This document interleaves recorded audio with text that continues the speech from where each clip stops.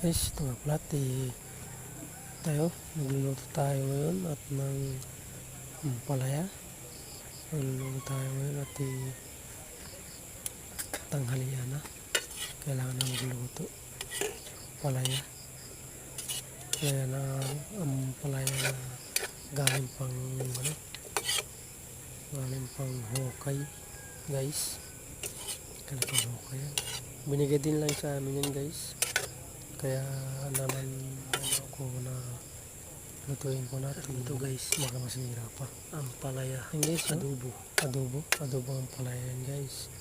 Masarap yan, masustansya ang palaya, gulay.